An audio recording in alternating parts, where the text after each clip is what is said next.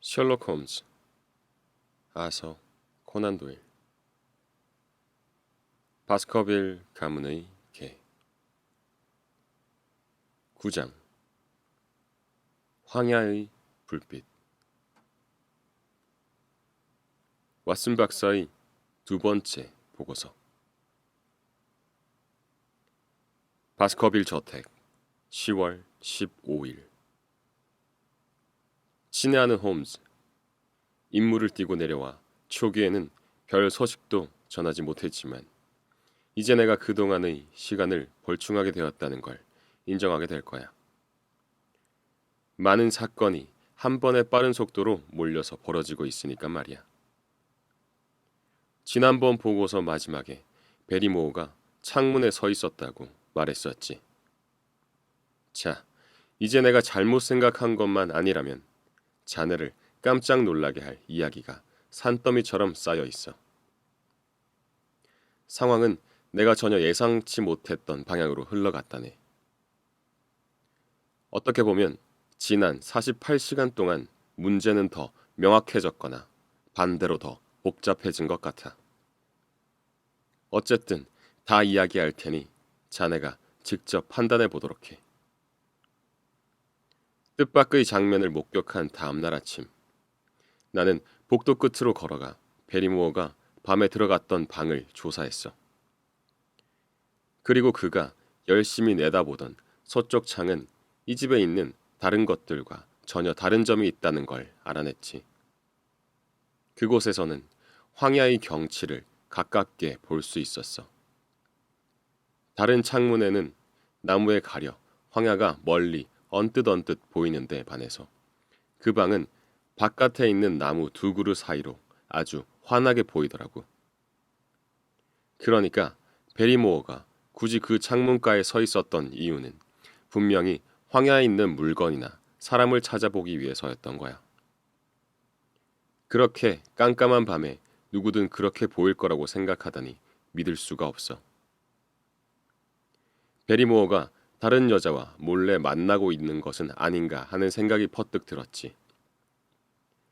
그가 몰래 돌아다닌 것이나 부인이 안절부절 못하는 걸 보면 그럴 수도 있었지.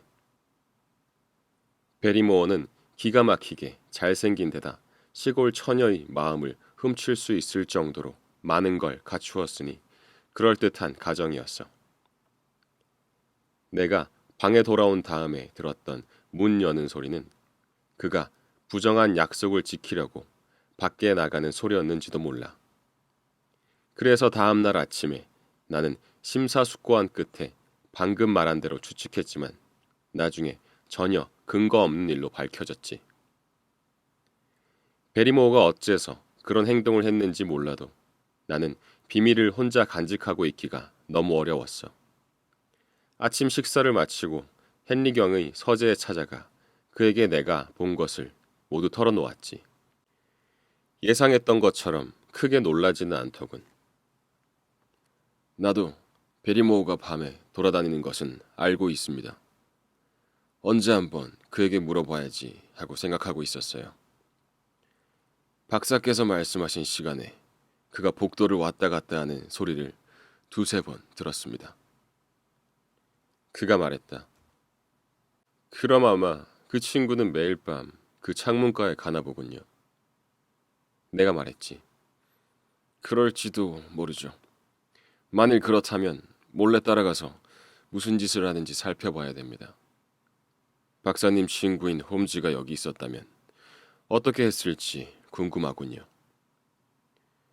아마 경께서 조금 전에 하신 말씀대로 행동했을 겁니다. 베리모어의 뒤를 밟아 무슨 짓을 하는지 살펴봤겠죠. 내가 말했어. 그럼 그렇게 해보도록 합시다. 하지만 우리 소리를 들을 텐데요. 그 친구는 귀가 약간 어둡습니다. 그리고 어쨌든 위험을 무릅써 봐야 합니다. 오늘 밤 내 방에서 그가 지나갈 때까지 자지 말고 기다립시다. 헨리경은 즐거움에 양손을 맞잡고 비벼대더군. 황야의 조용한 생활에 활력소가 되어줄 모험이 반가운 것이 틀림없었지. 헨리경은 예전에 찰스 경에게 설계도를 그려주었던 건축가, 그리고 런던의 업자와 연락을 취하고 있었어. 그러니까 이 집은 머지않아 큰 변화를 겪을 것이란 생각이 들었지. 플리머즈에서 실내 장식업자와 가구업자가 온 적도 있는 걸로 봐서 우리 친구는 수고나 비용을 아끼지 않고 가문의 영광을 되찾으려 여러 생각을 하고 있는 것이 분명했어. 집을 다시 고치고 가구까지 새로 들어놓으면 그땐 부인만 있으면 완벽해지는 거야. 우리끼리 얘기지만 만일 스테이플턴 양이 생각만 있다면 부인을 얻는데 아무 어려움이 없을 것이라는 명확한 징후가 꽤 보였어. 우리의 아름다운 이웃인 그녀를 대하는 헨리경을 볼 때마다 그보다 더 여자의 이성을 잃은 사람을 본 적이 없다는 생각이 들곤 했지. 그러나 진정한 사랑을 기대했던 것처럼 자연스럽게 굴러가지 못했어. 오늘만 해도 전혀 예상하지 못했던 일이 벌어지면서 우리 친구는 상당히 곤혹스러워하고 화를 냈다네. 베리모어에 관한 이야기를 끝내자 헨리경은 모자를 쓰더니 나갈 준비를 하더군. 당연히 나도 외출 준비를 서둘렀지.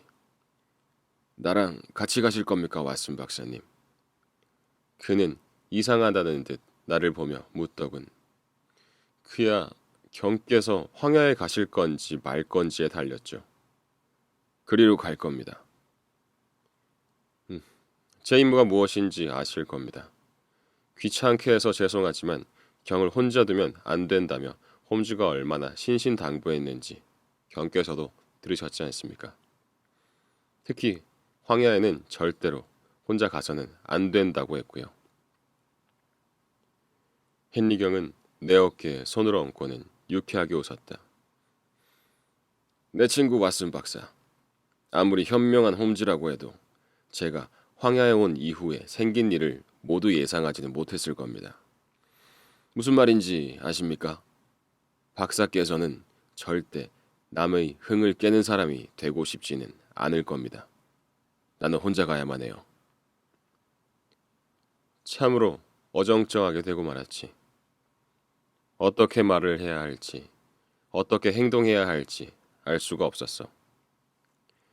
내가 미처 마음의 결정을 내리기도 전에 그는 지팡이를 들더니 나가버리고 말았어. 하지만 양심에 비춰 문제를 다시 생각하자 어떤 핑계로도 그가 내 눈을 벗어나도록 놓아둔 일을 후회하지 않을 수가 없었어. 내가 런던으로 돌아가서 자네의 지시를 어기고 주의를 게을리한 탓에 불행한 일이 벌어지고 말았다며 자네에게 고백하는 상상을 하기도 했어. 그런 생각을 했더니 정말 뺨이 후끈 달아오르더군. 아직 따라잡을 수 있겠다는 생각이 들자 즉시 메리핏 하우스가 있는 쪽으로 출발했지. 길을 따라 최대한 속도를 내서 달려갔지만 황야로 가는 오솔길이 갈라지는 곳까지도 헨리경은 전혀 보이지 않았어. 혹시 엉뚱한 방향으로 온 것이 아닐까 하는 걱정에 얼른 주변에 잘 보이는 언덕 위로 올라갔어. 바로 어두운 채석장에 있는 산이었지. 거기 올라가니까 단번에 보이더군. 헨리경은 400여 미터 앞에서 황야로 가는 오솔길을 따라 걷고 있었어. 그리고 그 곁에는 스테이플턴 양이 있더군. 이미 두 사람 사이에 이야기가 있었고 따로 약속을 해서 만난 것이 분명했지. 두 사람은 진지하게 대화를 나누며 천천히 걸었어. 여자는 뭔가 진지하게 설명하는 것처럼 양손을 빠르게 흔들어 대기도 했어. 헨리경은 주의 깊게 듣다가 절대 아니라는 것처럼 한두 번 고개를 젓더라고. 나는 어떻게 해야 할지 알 수가 없어서 멍하니 바위 사이에 서 있었지. 두 사람을 따라가서 사사로운 대화에 끼어들자니 무례한 짓이 될 터였지. 하지만 내가 맡은 일은 단 한순간도 방심하지 말고 헨리경을 보호하는 것이었어. 몰래 친구를 감시하는 것은 끔찍한 일이었지. 언덕 위에서는 여전히 그가 잘 보였으니 나중에 내가 무슨 짓을 했는지 모두 털어놓고 양심을 달래는 수밖에 없다고 생각했어. 물론 갑작스럽게 위험한 일이 벌어져 그가 위협을 받는다면 너무 먼 곳이어서 도움을 줄 수가 없었지만 말이야. 하지만 상황이 상황인지라 자네도 이해해 줄 거로 생각했지. 그리고 그것 말고는 달리 어떻게 해볼 수도 없었어. 우리의 친구 헨리경과 숙녀께서는 오솔길 중간에 멈춰 선 채 대화에 흠뻑 빠져 있었어. 문득 그들의 이야기를 나누는 모습을 지켜보는 사람이 나 말고도 또 있다는 사실을 알아차렸지. 뭔가 녹색 물건이 날아가는 모습이 눈에 띄는 듯 싶더니 다시 살펴보니 누군가 울퉁불퉁한 들판에서 막대기를 들고 달려가고 있더군. 바로 스테이플턴의 포충망이었어. 두 사람으로부터 나보다 훨씬 가까운 곳에서 그들이 있는 쪽으로 다가가고 있는 것 같았지. 그 순간 헨리경이 갑자기 스테이플턴 양을 옆으로 끌어당기더군. 헨리경은 그녀에게 팔을 둘렀지만 내가 보기에 여자는 고개를 돌리고 빠져나가려고 하는 것처럼 보였어. 경은 여자에게 고개를 숙였고 그녀는 마치 반항하는 것처럼 한 손을 들어 올리더라고. 다음 순간 그들은 얼른 떨어지더니 서둘러 몸을 돌리는 모습이 보였어. 스테이플턴이 끼어들었기 때문이었지. 그가 바보 같은 포충망을 흔들면서 미친 것처럼 두 사람 쪽으로 달려든 거야. 연인들 앞에 서서 손짓 발짓을 해대는 모양이 춤이라도 추는 것 같았지. 무슨 일인지 알 수는 없었지만 내가 보기에 뭔가 스테이플턴이 거세게 항의를 하자 헨리경이 변명을 하는 것 같았어. 하지만 상대방이 받아들이지 않자 경도 점점 화가 치미는 듯 했지. 여인은 도도하게 침묵만 지키고 섰고 말이야. 마침내 스테이플턴이 몸을 돌리더니 위협적인 태도로 여동생에게 손짓을 했지. 그러자 여자는 망설이듯 헨리경을 바라보더니 오빠를 따라가기 시작하더군. 동물학자의 화난 모습으로 보아 동생의 태도 역시 마음에 들지 않는 모양이었어. 헨리경은 사라지는 두 사람을 한참 동안 바라보다가 천천히 오던 길로 다시 걷기 시작하더군. 고개를 푹 숙인 모습이 엄청나게 낙담한 것 같았어. 도대체 어떻게 된 일인지 알 수가 없었지. 하지만 나는 친구 몰래 그런 사사로운 광경을 지켜본 사실이 너무 부끄러웠어. 그래서 얼른 언덕을 뛰어내려가 헨리경에게 다가갔지. 어찌할 바를 모르는 사람처럼 얼굴이 불그락푸르락해지면서 눈썹을 잔뜩 찡그리더군. 이런 왓슨, 어디서 갑자기 뚝 떨어진 겁니까? 그렇게까지 말했는데 설마 내 뒤를 밟은 건 아니겠죠? 나는 모든 것을 설명했어. 그냥 집에 남아있을 수 없었다는 것. 그래서 따라왔다가 방금 벌어진 일을 목격했다는 것까지 말이야. 헨리경은 눈에서 불을 뿜듯 나를 노려봤지만 내가 워낙 솔직하게 말해서 그런지 화를 풀더군. 그리고 결국에는 애처로운 표정으로 웃더라고. 들판 한가운데라면 다른 사람들 몰래 시간을 가질 수 있으리라 생각했습니다. 그런데 놀랍게도 온 동네 사람이 내가 구원하는 걸 지켜본 모양이군요. 게다가 일이 엉망으로 되어버리고 말았으니. 객석 어디에 자리를 잡고 계셨습니까? 언덕 위에 있었습니다. 상당히 뒷줄에 계셨군요. 그래. 오빠라는 사람은 바로 턱 아래 있던데 말입니다. 우리에게 달려드는 것을 보셨습니까? 봤습니다. 그 오빠라는 작자가 그렇게 미친놈처럼 난리치는 것도 보셨습니까? 그런 모습은 처음 봅니다. 나도 그렇습니다. 지금까지 그가 아주 멀쩡한 사람인 줄 알았는데 지금 보니 그자와 나 둘 중 한 명은 정신병원에 끌려가야 할 지경인 것 같습니다. 내가 대체 뭘 잘못했죠? 박사는 저와 오래 생활했지 않습니까? 말해보세요. 내가 사랑하는 여인에게 좋은 남편이 되지 못할 이유가 있습니까? 절대 그렇지 않습니다. 그자도 내 사회적인 위치는 무시하지 못할 겁니다. 그러니 분명히 나라는 사람 자체가 못마땅한 거예요. 왜 내가 싫은 걸까요? 내가 아는 한 나는 다른 사람을 해친 적이 없습니다. 그런데도 내가 여동생에게 손끝도 대지 못하게 하겠다고 하더란 말입니다. 정말 그렇게 말했습니까? 그건 약과입니다. 모두 말씀드리죠. 알고 지낸 지 몇 주밖에 되지 않았지만 처음 만났을 때 스테이플턴 양이 나를 위해 태어난 사람이라는 걸 알았습니다. 그쪽도 마찬가지 감정이었어요. 나랑 있으면 행복해했습니다. 그건 틀림없습니다. 때로는 눈빛이 말보다 더 위력을 발휘하는 법이니까요. 하지만 그자는 우리가 만나는 걸 용납하지 않았고 결국 오늘에야 처음으로 단둘이 만나 말을 건넬 수 있었던 겁니다. 그녀는 기꺼이 만나자고 했습니다. 하지만 일단 만난 후에는 사람과는 전혀 상관없는 이야기만 늘어놓더란 말입니다. 내 말은 들어주지도 않았어요. 그녀는 계속 이곳이 위험하다는 둥, 내가 떠날 때까지는 자신이 행복할 수 없다는 둥, 그런 말만 했습니다.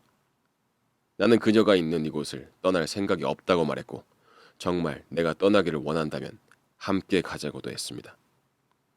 결국 그 말은 결혼해 달라는 것이나 다름없었습니다. 그런데 그녀가 대답을 하기도 전에 그 오빠라는 자가 미친놈 같은 표정으로 달려든 겁니다. 화가 잔뜩 났는지 얼굴은 하얗게 질리고 눈에서는 불이라도 내뿜을 기세더군요. 내가 여자를 어찌 하기라도 했습니까? 나를 마음에 두고 있지도 않은 여자한테 달려들기라도 한 겁니까?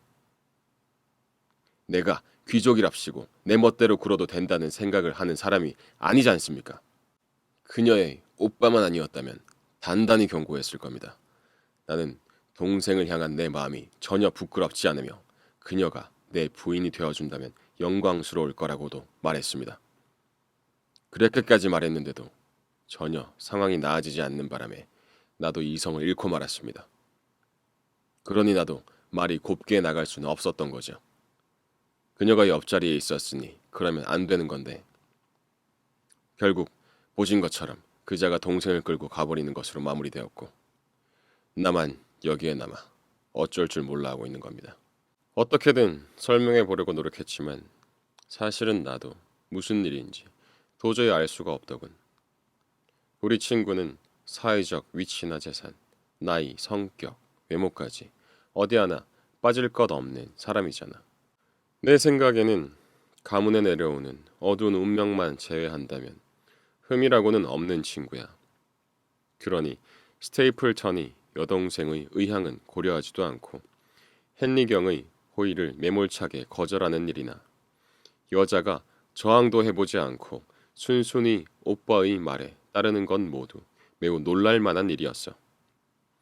하지만 우리의 의구심은 바로 그날 오후 직접 찾아온 스테이플턴의 말에 모두 해결되었다네.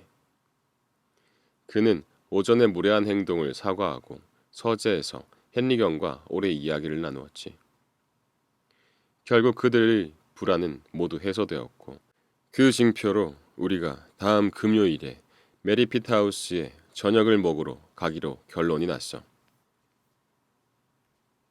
그렇다고 그 친구가 제정신이라는 것은 아닙니다. 오전에 내게 달려들 때의 표정을 잊을 수가 없거든요. 하지만 그가 충분히 정중하게 사과를 했다는 사실만큼은 인정하지 않을 수가 없군요. 왜 그런 짓을 했는지 설명하던가요? 여동생이 자기 인생의 모든 것이라고 하더군요. 당연한 일이고 그가 여동생의 가치를 알고 있는 것 같아서 기쁘기도 했습니다. 두 사람이 지금까지 함께 살았고 그의 말에 따르면 자신은 여동생 하나만 믿고 사는 매우 외로운 사람이라고 합디다. 그러니 그녀를 잃는다는 생각만 해도 정말 끔찍하기 이를 데가 없다면서요. 내가 동생에게 마음이 있는 것도 모르고 있다가 갑자기 눈앞에서 그런 광경을 보게 되었고 동생을 뺏길지도 모른다는 생각이 들자 워낙 충격이 커서 자기가 무슨 말을 하는지 무슨 짓을 하는지 몰랐다고 하더군요. 지난 일은 매우 유감스럽다면서 자신이 여동생처럼 아름다운 여자를 평생 잡아둘 수 있으리라 생각한 것이 얼마나 이기적이고 바보 같았는지 이제 깨달았다고 합니다. 어차피 떠나보내야 한다면 다른 사람보다 나 같은 이웃이 낫다고도 했고요. 어쨌든 자신에게 타격이 클 테니 마음의 준비를 할 수 있도록 시간을 좀 달라고 하더군요. 내가 이 문제를 3개월만 접어두고 그녀를 사랑이 아닌 우정으로 대하겠다고 약속하면 우리 사이를 반대하지 않겠다고 했습니다. 그래서 약속을 했고 문제는 일단락되었죠. 그렇게 작은 수수께끼 하나는 풀었지. 늪에 빠져 버둥거리던 우리는 뭔가 바닥을 밟은 것 같은 느낌이었어. 이제 우리는 왜 스테이플턴이 여동생에게 구애하는 사람을, 그것도 헨리경처럼 흠잡을 데 없이 훌륭한 신랑감을 못마땅해 하는지 알게 된 거야. 이제 뒤엉킨 타레에서 내가 찾아낸 다른 실마리로 넘어가 보지. 밤에 들린 울음소리, 눈물로 얼룩진 베리모어 부인의 얼굴, 그리고 서쪽 창문으로 몰래 접근하던 집사 이야기야. 내 친구 홈즈, 축하해주게. 그리고 자네의 대리인으로서 내가 실망스럽지 않다고 말해달란 말이야. 자네는 나를 이곳으로 보낼 때 가졌던 믿음을 후회하지 않을 거야. 모든 것은 하룻밤의 수고로 깨끗하게 해결되었어. 하룻밤이라곤 했지만 엄밀히 말하면 이틀 밤에 걸친 작업이었어. 첫날 밤에는 아무 성과도 없었거든. 나는 헨리경과 거의 새벽 3시까지 그의 방에 앉아 있었어. 하지만 계단 위에 있는 괴종 시계 소리 말고는 아무것도 들리지 않았지. 정말 우울했던 불침번 노릇은 우리가 모두 의자에서 잠들어 버리는 것으로 끝나고 말았어. 다행히도 단념하지 않은 우리는 다시 해보기로 마음먹었어. 다음날 밤에도 우리는 등잔불을 작게 켜고 앉아서 아무 소리도 내지 않고 담배를 피우며 기다렸지. 시간이 얼마나 느리게 기어가는지 믿을 수가 없더군. 그래도 우리는 이리저리 어슬렁거리며 돌아다니던 사냥감이 덫에 걸리길 바라는 사냥꾼의 심정으로 견뎌냈어. 1시가 지나고 2시가 되어 실망한 우리가 두 번째로 포기하려고 거의 마음을 먹었을 때 우리는 앉아있던 의자에서 갑자기 몸을 똑바로 일으키고는 온몸의 피곤한 신경을 곤두세웠어. 복도에서 삐걱거리는 소리가 들렸기 때문이야. 우리는 발소리가 멀어져 들리지 않을 때까지 아무 소리도 내지 않고 기다렸어. 헨리경이 가만히 문을 열었고 우리는 발소리의 뒤를 따라갔지. 이미 발코니까지 가서 모퉁이를 돌았는지 텅 빈 복도는 어둠에 잠겨 있었어. 우리도 소리를 내지 않고 발코니 맞은편 복도로 다가갔지. 키가 크고 검은 수염이 난 사람이 어깨를 웅크린 채 살금살금 걸어가는 모습이 흘낏 보였어. 그는 지난번과 같은 문으로 들어갔고 문가로 새어나오는 촛불 불빛이 음침한 복도를 가로질러 비추고 있었지. 복도 마루에 깔린 판자에서 소리가 나지 않도록 조심스럽게 그리로 다가갔어. 미리 신발을 벗어두고 오긴 했지만 그래도 오래된 마룻바닥이 발을 내디딜 때마다 삐걱대는 소리를 내더군. 가끔은 우리가 다가가는 소리를 상대방이 못 들었을 리가 없다는 생각이 든 순간도 있었어. 하지만 다행히 베리모어는 가는 귀가 먹은 데다 자기가 하는 일에 온통 정신이 팔린 상태였지. 마침내 문에 도착해 안을 들여다 보았더니 그는 촛불을 손에 들고 창문에 붙어 있더군. 뭔가에 몰두한 듯 하얀 얼굴을 유리에 붙이고 있는 모습이 내가 이틀 전에 봤던 것과 똑같았어. 우리는 어떻게 해야 할지 미리 계획을 세워놓지 못했어. 하지만 헨리경은 언제나 모든 걸 단도직입적인 태도로 대하는 것이 자연스러운 사람이었어. 그는 안으로 들어갔고 갑자기 들어서는 그를 보자 베리모어는 날카로운 소리를 지르며 펄쩍 뛰듯 창문에서 떨어지더군. 그는 창백한 얼굴로 덜덜 떨며 우리 앞에 서 있었어. 얼굴이 하얗게 질린 채 공포와 놀라움이 가득한 검은 눈으로 헨리경과 나를 번갈아 바라보기만 했지. 여기서 뭐하나, 베리모어? 아무것도 아닙니다, 주인님. 어찌나 놀랐는지 그는 제대로 말도 하지 못했고 그가 손에 든 촛불이 흔들리는 바람에 그림자들이 이리저리 어지럽게 움직였어. 창문 때문에요. 밤이면 모두 잘 잠겼는지 둘러봅니다. 2층에 있는 걸 말인가? 네, 주인님. 창문을 모두 살펴봅니다. 잘 듣게, 베리모어. 헨리경이 단호하게 말했어. 자네한테서 진실을 꼭 알아내야겠다고 마음먹었으니까. 어차피 털어놓을 것이라면 지금 말하는 편이 나을 거야. 당장 말해, 거짓말 말고. 창문에서 뭘 하고 있었지? 베리모어는 난처한 듯 우리를 보더니 의심받는 처지가 괴롭다는 듯 두 손을 꼭 그어쥐었다. 나쁜 짓을 하는 게 아닙니다. 주인님, 촛불을 들고 창가에 서 있었던 것뿐입니다. 그러니까 왜 창가에서 촛불을 들고 서 있었느냔 말이야. 묻지 마십시오, 주인님. 묻지 마시란 말입니다. 제 비밀이 아니라서 말씀드릴 수가 없습니다. 믿어주십시오. 만일 오로지 저하고만 관계된 일이라면 주인님께 비밀로 하지도 않았을 겁니다. 갑자기 드는 생각이 있어 집사이 떨리는 손에서 촛불을 받아들었지. 분명히 이걸로 신호를 보내고 있었을 겁니다. 응답이 있는지 보도록 하죠. 나는 베리모어가 했던 것처럼 촛불을 지켜들고 밤의 어두움 속을 지켜보았어. 구름 뒤에 숨은 달 덕분에 희미하긴 하지만 줄지어 선 나무의 시커먼 모습과 그보다는 옅게 보이는 넓은 황야를 구분할 수 있겠더군. 그러다 나는 환희의 함성을 지르고 말았어. 갑자기 바늘 끈만큼 작고 노란 불빛이 어둠의 장막을 꿰뚫는 것처럼 나타나더니 시꺼먼 창문 한가운데 빛을 계속 내더란 말이야. 저기 있군요. 나는 큰 소리로 외쳤어. 아닙니다, 박사님. 아무것도 아니라고요. 분명히 말씀드리지만. 집사가 끼어들었지. 촛불을 흔들어 보십시오, 박사. 헨리경이 소리쳤어. 봐, 저쪽 불빛도 움직이잖아. 이놈, 말해봐.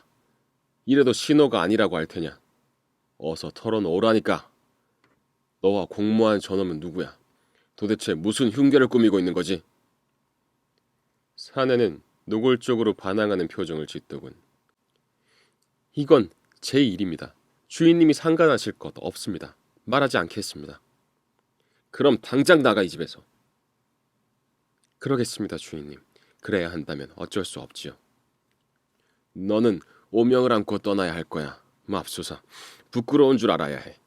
내 가족은 우리 가문과 100년을 한 지붕 아래서 살았어. 그런데 나를 상대로 못된 계략을 꾸미다 들키다니. 아닙니다. 아닙니다, 주인님. 주인님을 해치려는 게 아니에요. 여자의 목소리였어.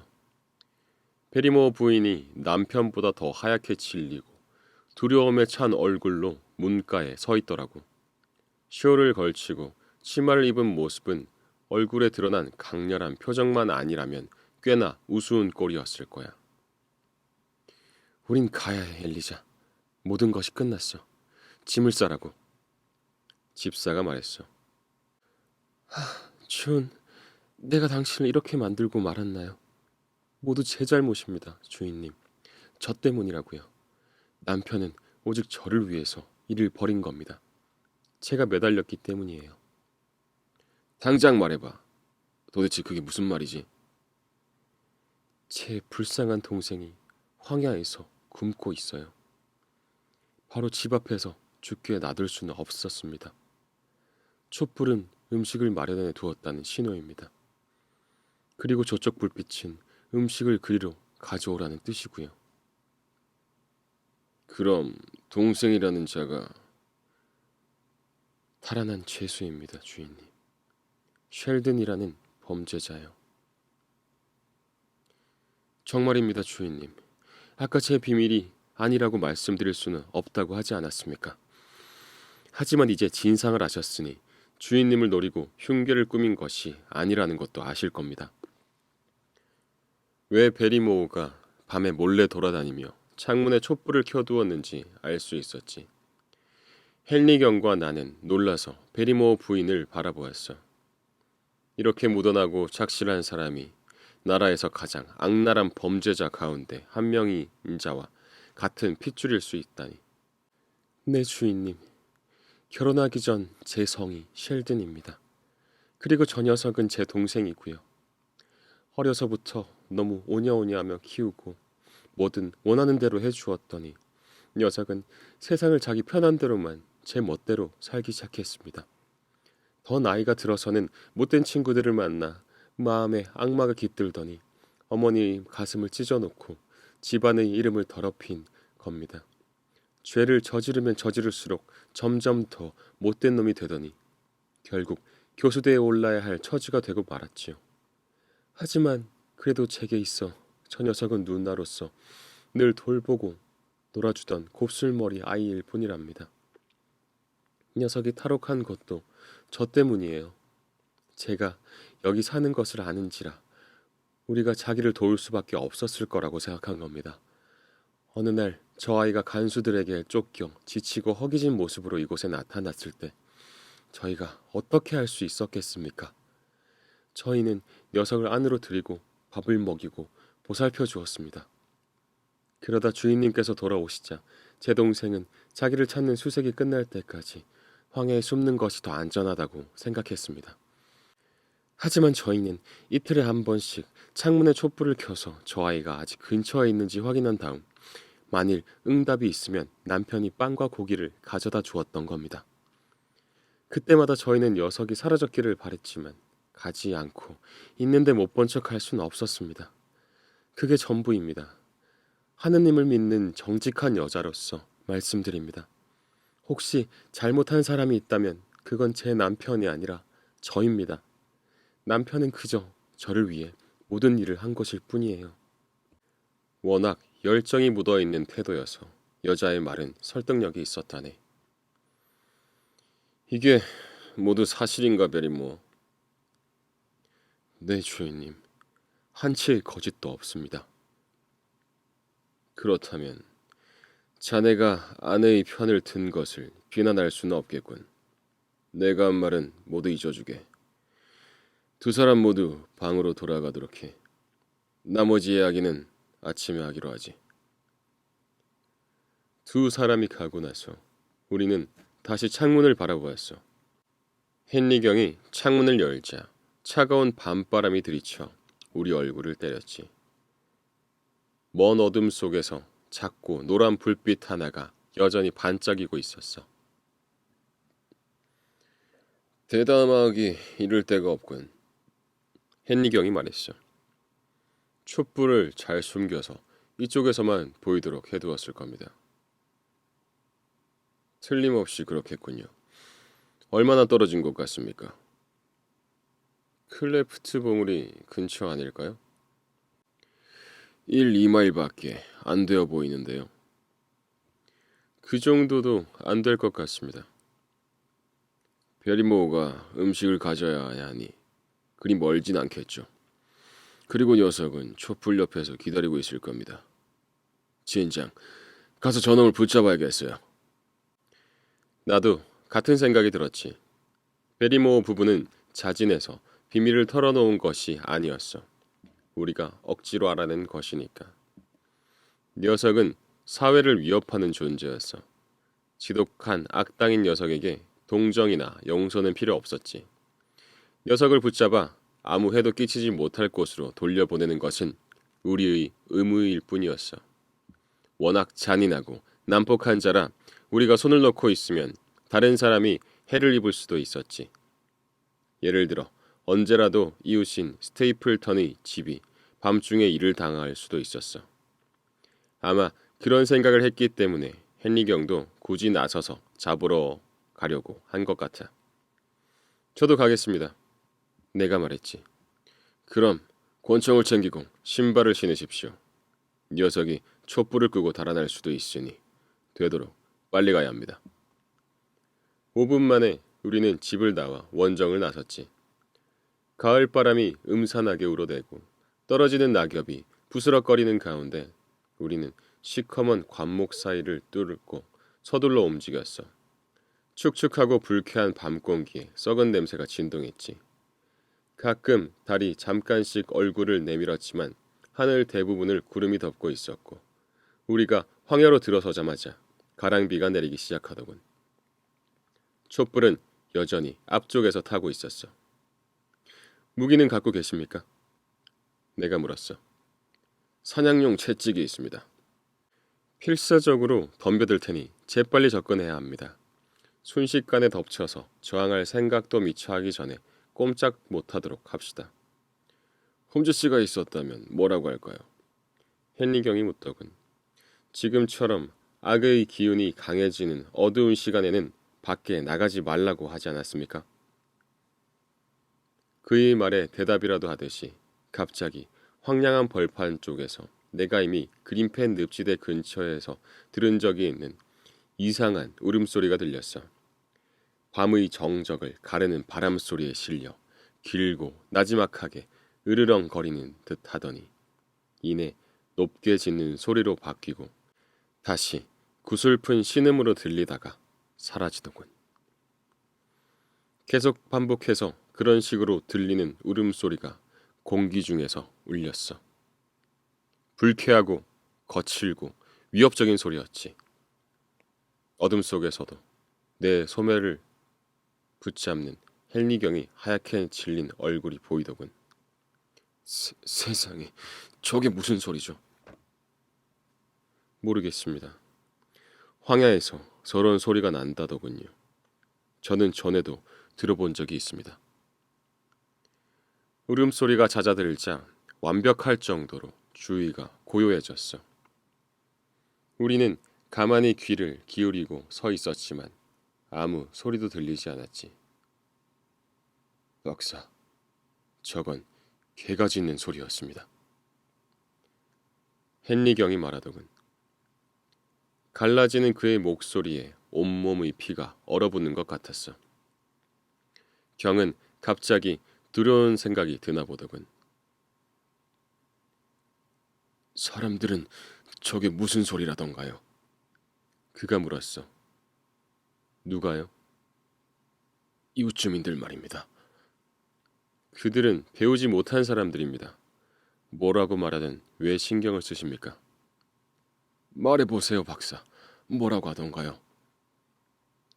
대답을 망설였지만 계속 못 들은 척 할 수는 없더라고. 바스커빌가의 사냥개가 우는 소리라고 하더군요. 그는 신음을 내뱉더니 잠시 아무 말도 하지 않았어. 사냥개는 맞아요.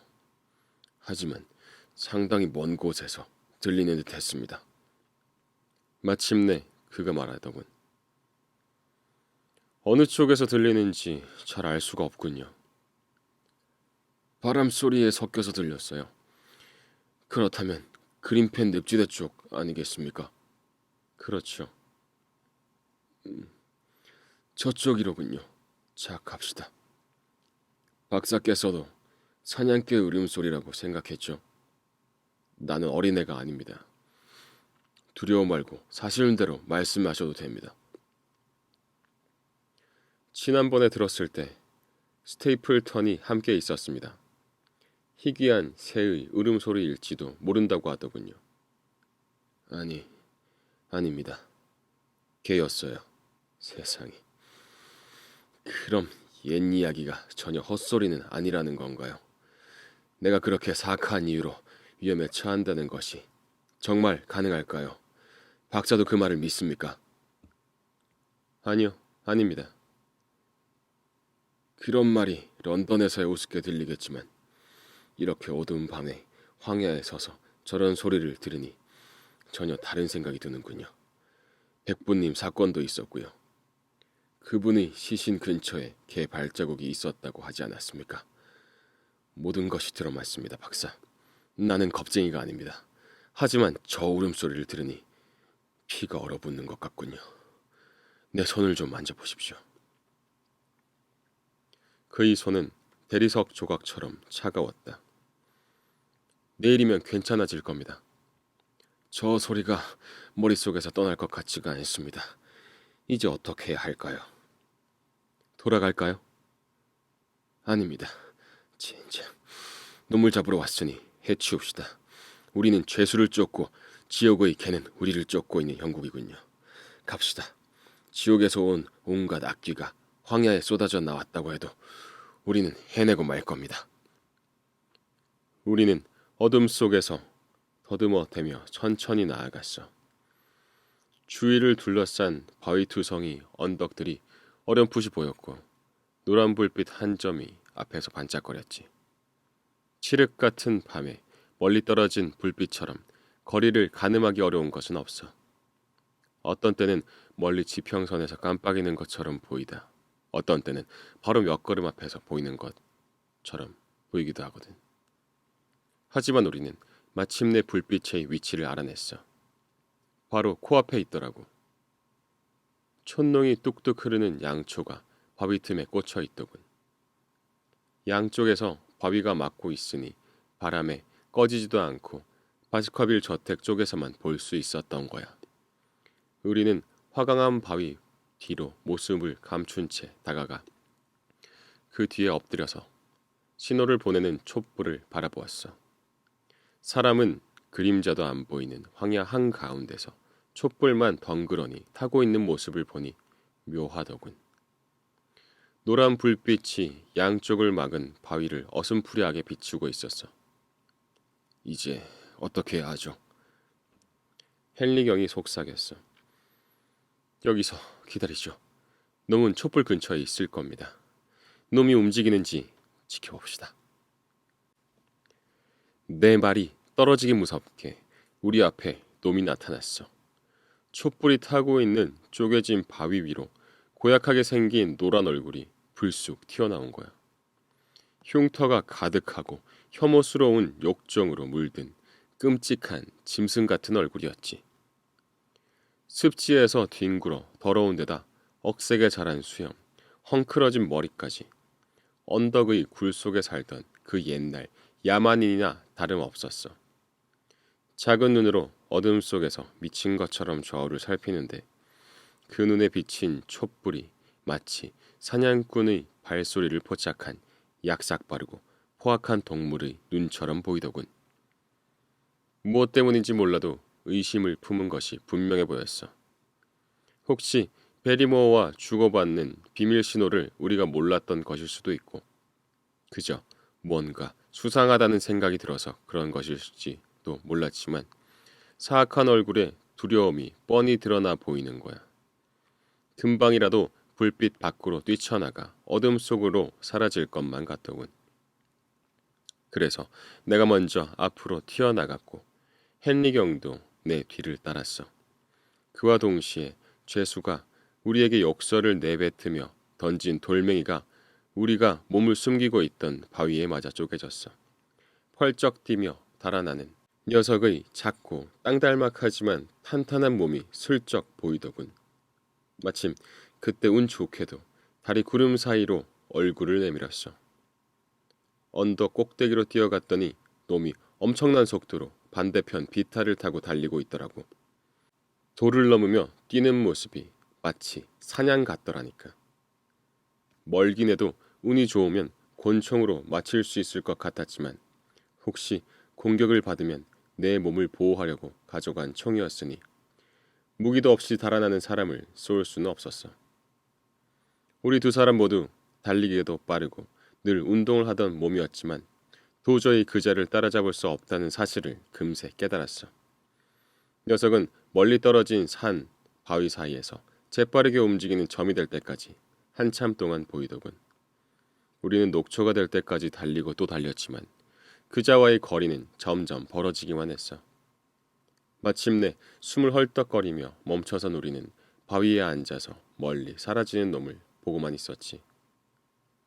바로 그 순간 가장 이상하고 예기치 못했던 일이 벌어진 거야. 우리는 희망 없는 추적을 포기하고 앉았던 바위에서 일어나 집으로 가려고 돌아섰어. 오른편 하늘에 달이 낮게 걸렸고 은색 쟁반의 아래쪽 둥근 부분에 걸쳐 바위 산 뾰족한 산봉우리가 솟아 있었지. 바로 그곳에 빛나는 달을 배경으로 서 있는 누군가의 윤곽이 흑단 동상처럼 드러났어. 산 꼭대기에 누군가 서 있는 모습을 본 거야. 착각했다고 절대 생각하지 말게, 홈즈. 내 인생에서 그때보다 더 확실하게 본 대상은 없었으니까 말이야. 내가 판단하기에는 키가 크고 마른 사내였어. 팔짱을 끼고 다리를 약간 벌린 채 고개를 숙이고 있더군. 마치 자신의 앞에 펼쳐진 이탄과 화강암에 깔린 거대한 황야를 내려다보며 골똘히 생각에 빠진 것 같았어. 끔찍하기 이를 데 없는 그곳이 정령이었는지도 몰라. 죄수는 아니었어. 사내는 죄수가 사라진 곳과는 엄청나게 멀리 떨어진 곳에 있었으니까. 그리고 키도 훨씬 컸어. 놀란 나는 소리를 지르며 그쪽을 가리켰어. 하지만 내가 고개를 돌리고 헨리경이 소매를 잡아당기는 사이에 사내는 사라지고 말았더군. 날카로운 바위산 꼭대기는 여전히 다리 아래쪽 가장자리에 걸렸는데 그곳에 조용히 꼼짝도 하지 않고 섰던 존재는 흔적도 보이지 않았어. 그쪽으로 가서 바위산을 뒤져보고 싶었지만 상당히 먼 곳이었어. 헨리경은 아까 들은 울음소리에 가문에 내려오는 우울한 이야기가 생각나는지 신경이 날카로워져서 새로운 모험에 뛰어들 분위기가 아니었지. 게다가 홀로 산꼭대기에 서 있던 사내를 보지도 못했기 때문에 사내의 이상한 모습이나 당당한 태도를 보고 나처럼 옥삭한 느낌을 갖고 있지도 않았어. 당연히 간수일 겁니다. 아까 그 녀석이 달아난 다음부터 주변에 간수들이 쫙 깔렸잖아요. 그래. 어쩌면 그의 추측이 맞을지도 몰라. 하지만 나는 좀 더 확실한 증거가 있었으면 좋겠더군. 오늘 우리는 프린스타운 교도소에 연락해 어느 지역을 뒤져야 할지 알려줄 작정이야. 하지만 우리가 녀석을 직접 붙잡은 승리를 거두지 못한 것은 참으로 유감이군. 이렇게 어젯밤의 모험은 모두 끝났어, 홈즈. 자네는 내가 보고서를 매우 잘 정리했다는 점만은 인정하지 않을 수 없을 거야. 상당 부분 본질에서 벗어난 내용들이 있겠지만 나는 여전히 자네에게 모든 사실을 알려주고 그 가운데 무엇이 결론을 내리는데 도움을 줄 수 있을 것인지 자네 스스로 선택하도록 하는 것이 최선이라는 생각이 들어. 뭔가 진전이 있는 것만은 분명해. 어쨌든 베리모어 부부가 왜 그런 행동을 했는지 알아냈고 그래서 상황이 많이 정리되었어. 그러나 황야의 신비와 그곳에 머무는 이상한 사람들은 여전히 불가사의한 것으로 남아있어. 다음 편지를 보낼 때 그런 의문들이 다소나마 더 풀렸을지도 모르지. 가장 좋은 방법은 자네가 이리로 오는 거야. 어쨌든 며칠 내로 다시 연락하겠네.